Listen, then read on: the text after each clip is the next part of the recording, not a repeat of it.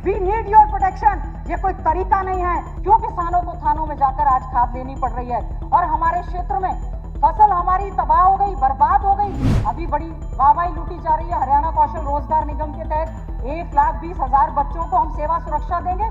आप उनको पक्की नौकरी क्यों नहीं दे रहे? जब आप कह रहे हैं 2 लाख पक्की नौकरी खाली पड़ी है, तो मैं जानना चाहती हूँ इस सदन के माध्यम से, केवल और केवल डिवाइड एंड रूल, बांटने का काम करने का काम आपने इसमें किया है। शिक्षा आप दे नहीं रहे, स्कॉलरशिप दे नहीं रहे, स्टाइपेंड दे नहीं रहे, पढ़ा उनको नहीं रहे। जॉब्स में आपने कहा एजुकेशन इंस्टीट्यूट्स में दे रहे थे, भर्ती आप कर नहीं रहे, स्कूल कॉलेज आप बंद कर रहे हैं। इस तरह का क्या व्यवहार है?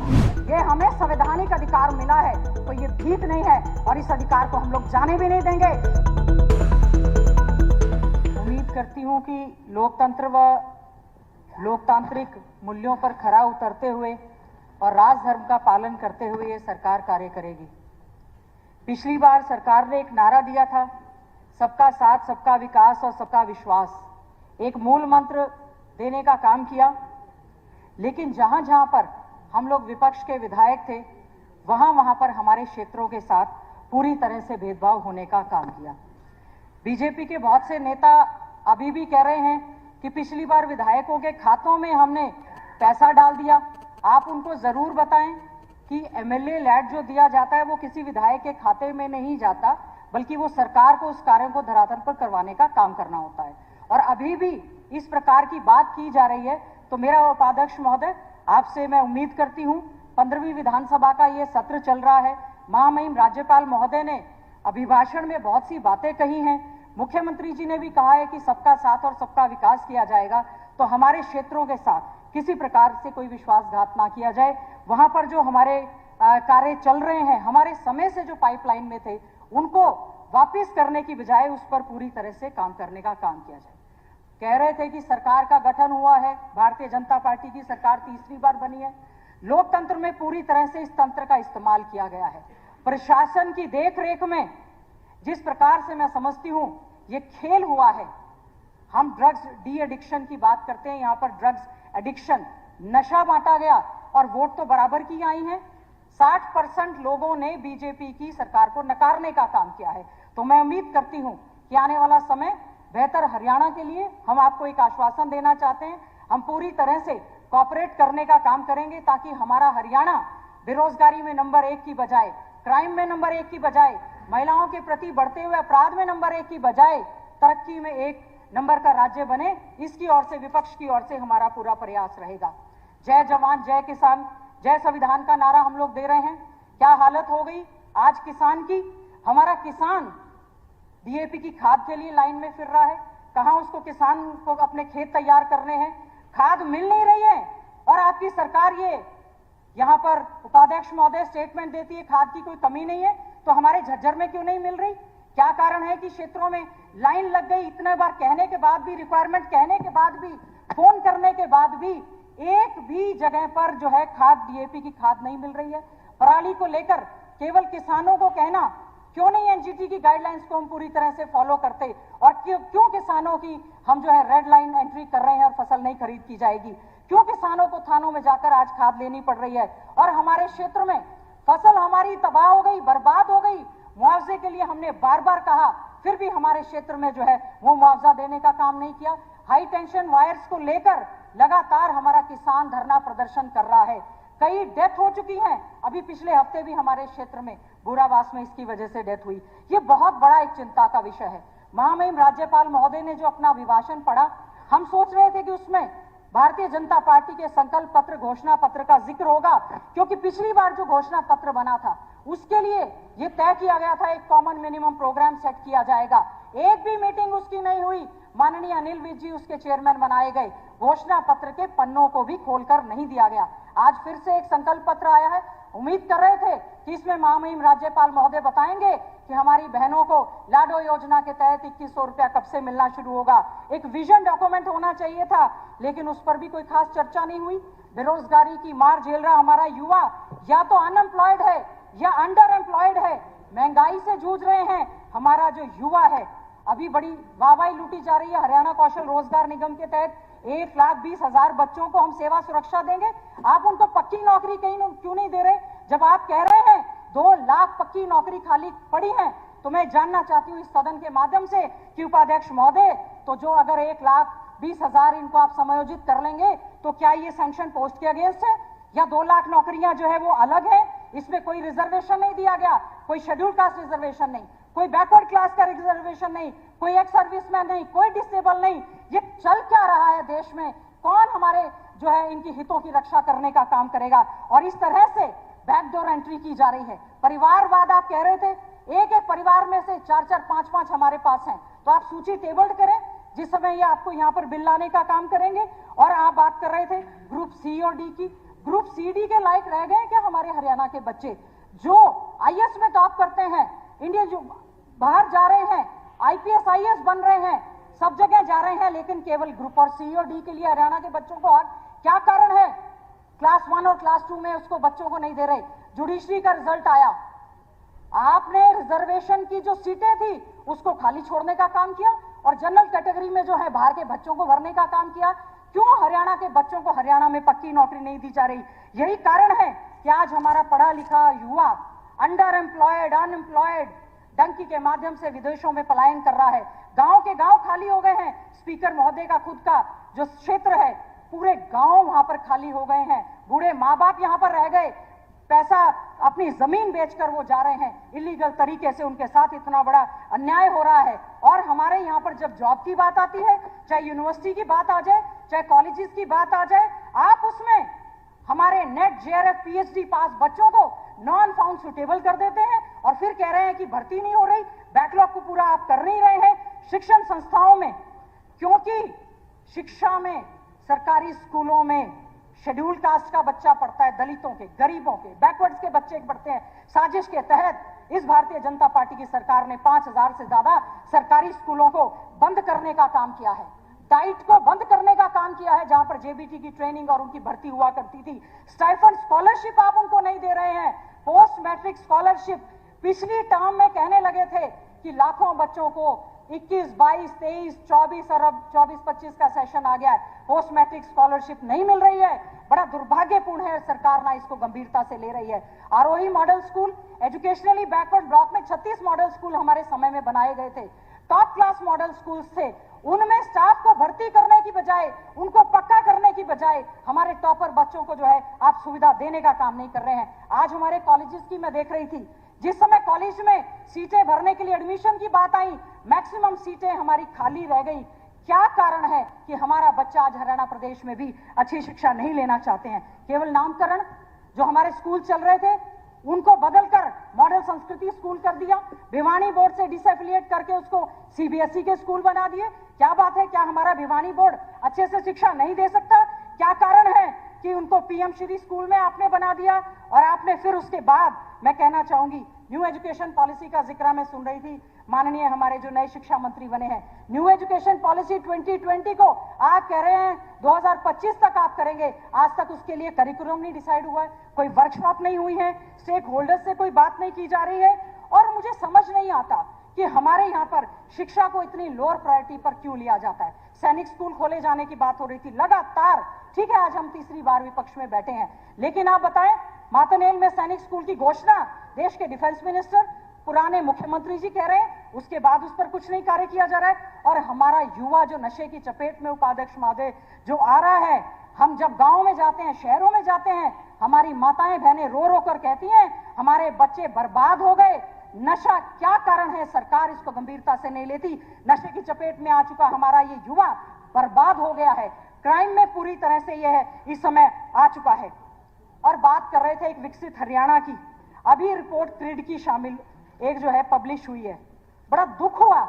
हरियाणवी तो हम भी हैं, बात बीजेपी कांग्रेस की नहीं है। दुख हुआ कि जो data provided by the citizen resource information department, the CRID, 70% of the Haryana are the BPL category. हम किस विकास और विकसित हरियाणा की बात कर रहे हैं? हरियाणा नंबर 1 की बात कर रहे हैं, प्रति व्यक्ति आय में नंबर 1 की बात कर रहे हैं। 70% हरियाणा को लोगों को आपने गेहूं पर, बाजरे पर, चीनी और 2 लीटर के तेल पर गरीबी रेखा में उनको आप ले आए। केवल क्या खेल चला है इस सरकार में?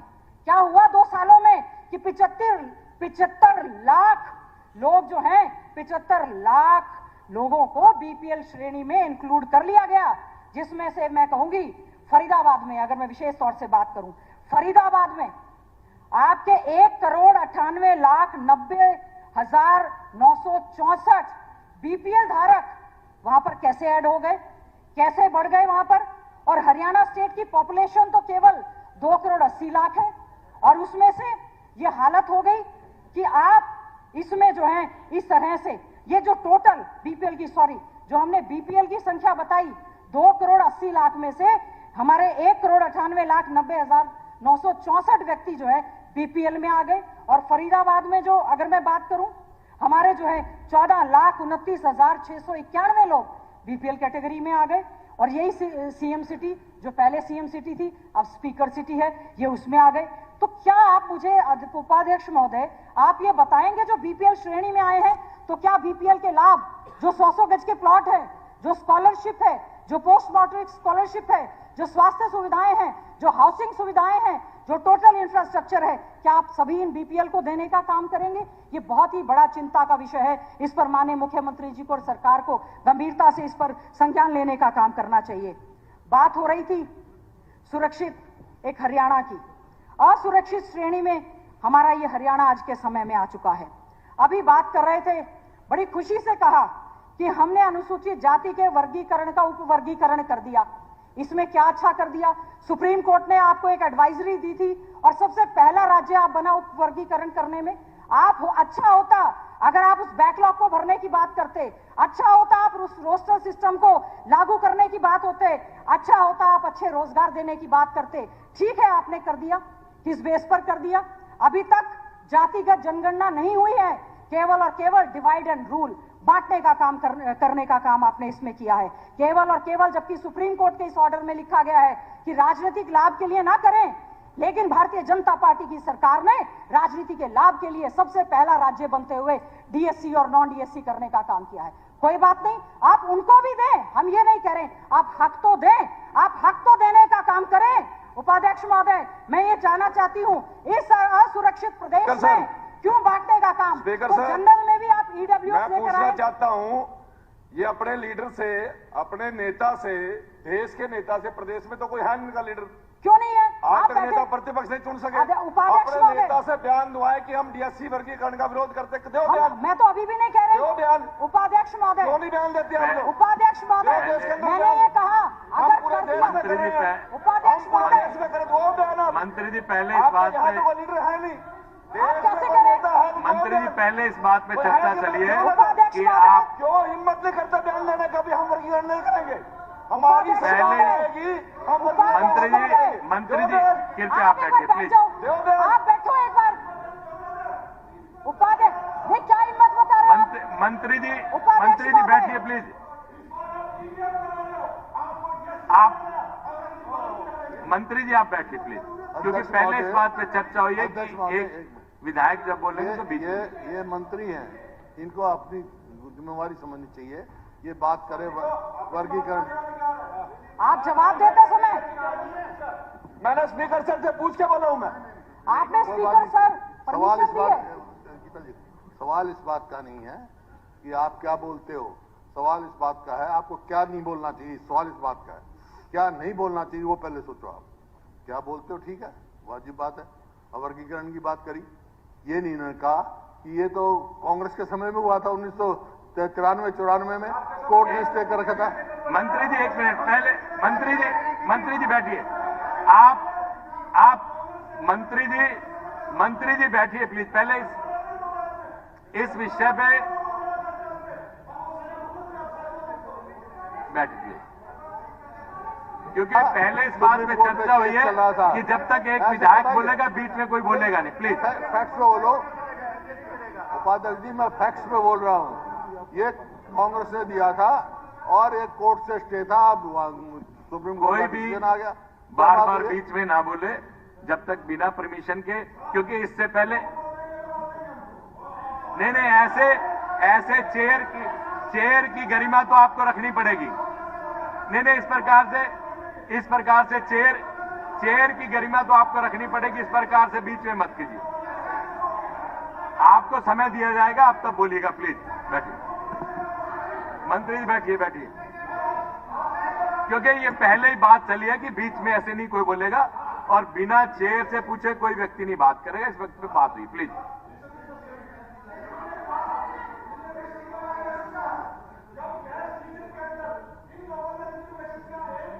खड़गे विधायक थे, ये भूपेंद्र हुड्डा जी मुख्यमंत्री थे, फूलचंद मुराना मंत्री जी प्लीज बैठिए बैठिए मंत्री जी बैठिए मंत्री जी, इसकी गरिमा रखिए, सदन की गरिमा के अनुसार चलिए, बैठिए। उपाध्यक्ष महोदय, मेरा अनुरोध है, बहुत सारे सुप्रीम कोर्ट के फैसले आते हैं, मैं केवल आपके माध्यम से भारतीय जनता पार्टी की सरकार को कहना चाहती हूं, ठीक है आपने किया, लेकिन आपने दिया क्या है? केवल डिवाइड एंड रूल दिया तो कुछ भी नहीं। क्या आप उनको लाभ देने का काम करेंगे? क्या पक्के सफाई कर्मचारी लगाने का काम करेंगे? हमने अपने घोषणा पत्र में कहा था कि पक्के सफाई कर्मचारी, आज आप उनके साथ इंजस्टिस कर रहे हैं। शिक्षा आप दे नहीं रहे, स्कॉलरशिप दे नहीं रहे, स्टाइपेंड दे नहीं रहे, पढ़ा उनको नहीं रहे, जॉब्स में आपने कहा एजुकेशन इंस्टीट्यूट्स में दे रहे थे, भर्ती आप कर नहीं रहे, स्कूल कॉलेज आप बंद कर रहे हैं। इस तरह का क्या व्यवहार है? केवल शेड्यूल कास्टों को कमजोर करके आरक्षण के लाभ को खत्म करने की सोची समझी हुई एक साजिश है। एक सुरक्षित हरियाणा की बात अध्यक्ष महोदय हम लोग कर रहे थे। पहले हमारा क्राइम में आज जो नंबर 1 है, ठीक कहा था बाबा साहेब भीमराव अंबेडकर जी ने, ये हमें संवैधानिक अधिकार मिला है, कोई ये भीख नहीं है, और इस अधिकार को हम लोग जाने भी नहीं देंगे। जिस प्रकार से ये नाटक यहां पर हुआ है, और संविधान जिस समय सौंपा गया, केवल एक बात कही थी, बहुत ही उम्दा संविधान दिया जा रहा है, केवल अगर संविधान अच्छे ढंग से लागू नहीं होगा तो उसको लागू करने वालों में कहीं ना कहीं कमी होगी। और आज एक ऐसा प्रदेश जिसमें रक्षक भक्षक बन रहे हैं, बेटियां सुरक्षित नहीं है, वर्किंग प्लेस पर महिलाएं सुरक्षित नहीं है, जब बोल रहे हैं तो बीच में परेशान करने का काम कर रहे हैं। अध्यक्ष महोदय, वी नीड योर प्रोटेक्शन। ये कोई तरीका नहीं है कि जब एक सरपंच को एक विधायक क्या कहते हैं फील आ जाती। This is the way to protect the rights of the women. जो चुनी हुई महिलाएं आती हैं उनके साथ इस तरह से अभद्रता करना, मैं इसकी कड़े शब्दों में निंदा करने का काम करती हूं। आपके उसकी जरूर इस बात को कहना चाहती हूं, एक अच्छे वातावरण को देने का प्रयास ये सरकार करे।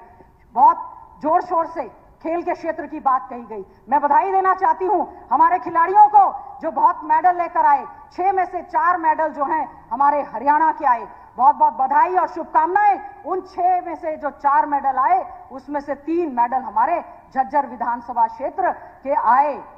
हमारे जो हैं मनु भाकर गोरिया से, जिनके हम तो सोच रहे थे कि वहां पर जो है आदर्श ग्राम बनाने की हम लोग बात करेंगे। हमने उपाध्यक्ष महोदय, हमने जो है आदर्श ग्राम बनाने की बात कर रहे थे, वहां हमारा गोरिया गांव डूबा पड़ा है, फसलों का मुआवजा तक नहीं दे रहे। हमारा एक अमन सहरावत बिरोड़ से लेकर आया, आपने आज तक जो हमारे पैरालंपिक के खिलाड़ी हमारे यहां से लेकर आए, आज तक उनको जो है उनका अवार्ड मनी नहीं दिया गया है। इस पर क्यों नहीं आप जवाब देते? और इसके अलावा गवर्नमेंट ऑफ इंडिया ने बजट जारी किया स्पोर्ट्स को लेकर, हरियाणा में हम मेज थपथपा रहे हैं, थपथपानी चाहिए, हमारे हरियाणा के खिलाड़ियों ने अच्छा काम करने का काम किया है। लेकिन जब भारत सरकार के खेलों का बजट देने की बात थी तो गुजरात को पैसा दिया गया, हरियाणा को पैसा क्यों नहीं दिया गया? खिलाड़ियों का मान सम्मान नहीं किया जा रहा, खेलों में अवार्ड मनी नहीं दिया जा रहा, टोटल इंफ्रास्ट्रक्चर हमारा पूरी तरह से जो है बदहाल चुका है। आवारा बेसहारा पशु, अभी माननीय मंत्री जी खड़े हुए, पिछली बार इसी तरह से माननीय प्रदेश के पूर्व मुख्यमंत्री जी मनोहर लाल खट्टर जी भी खड़े हुए थे। जब मेरा प्राइवेट मेंबर बिल लगा था, 2 घंटे आवारा बेसहारा पशुओं पर, बंदरों की वजह से जो आतंक हुआ, जो एक्सीडेंट हो रहे हैं, जो डेथ हो रहे हैं, जो गौ माता हमारे गौवंश बायोवेस्ट कूड़े के ढेर खा रहा है, इतने एक्सीडेंट्स हुए हैं, उसके आंकड़े हमने पिछली बार टेबल किए थे। 2 घंटे चर्चा हुई, रिजल्ट 00, उससे भी ज्यादा जो है नंदी हमारे सड़कों पर जा रहे हैं जिससे कि एक्सीडेंट हो रहे हैं। ये चिंता का विषय है, उस पर विचार किया जाना चाहिए कि पिछली बार भी चर्चा हुई और आज भी उसमें कुछ नहीं हुआ। और स्वास्थ्य सेवाओं की अगर मैं बात करूं उपाध्यक्ष महोदय, स्वास्थ्य सेवाएं पूरी तरह से चरमरा गई। स्पीकर महोदय के क्षेत्र में कुटेल में पंडित दीनदयाल उपाध्याय जी के नाम से मेडिकल यूनिवर्सिटी, जब हमारी सरकार गई, कल्पना चावला मेडिकल कॉलेज हमने बनाया था, वहीं पर यूनिवर्सिटी बननी थी। तीसरी टर्म हो गई सरकार की, आज तक कुटेल में वो यूनिवर्सिटी बनकर तैयार नहीं हुई है। और उसके अलावा रेवाड़ी में एम्स की बात कही, तीसरा टर्म निकाल दिया। क्या बार बार कांग्रेस को कोस रहे हैं आपने खुद क्या किया है? कांग्रेस रिवाड़ी में एम्स का फाउंडेशन रखकर बात खत्म। क्या मेडिकल सुविधा वहां पर एम्स देने का काम किया?